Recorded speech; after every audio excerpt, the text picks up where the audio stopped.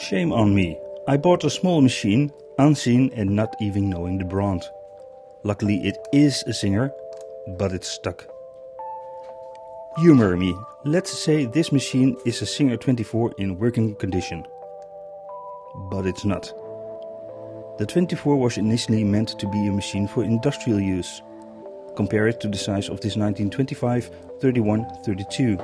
No wonder it was later marketed as a domestic machine. And even a toy.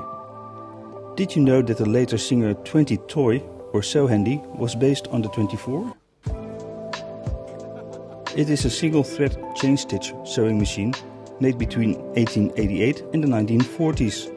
They made around 50 to 80 different variations.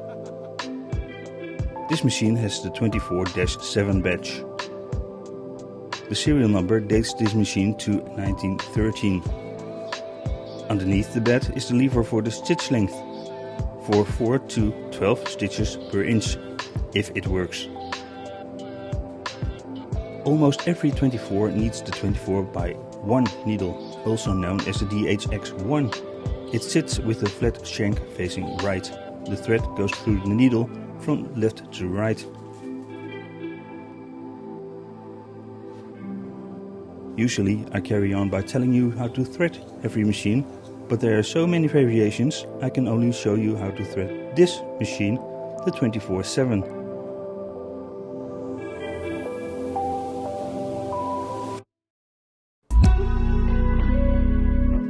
First pull the thread through the little hole in the loop or hook mounted on the rear.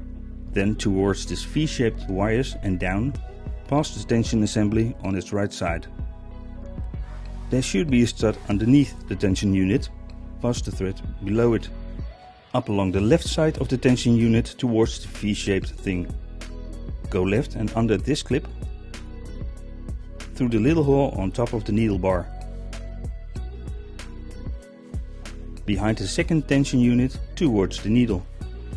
Like I said, the thread goes from left to right, and if you have an industrial foot, pass the thread through the foot.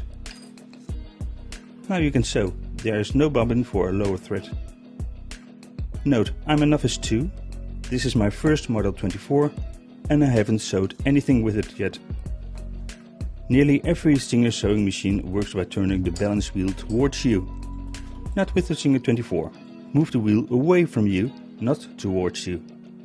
And when you're done, pull out the thread between the top of the machine and the needle.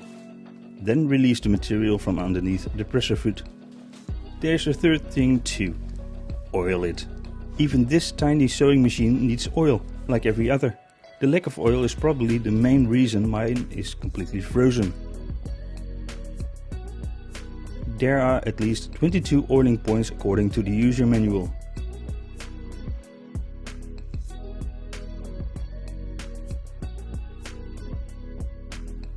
Well, cute little thing. Too bad it doesn't work. Now in search for a working 24.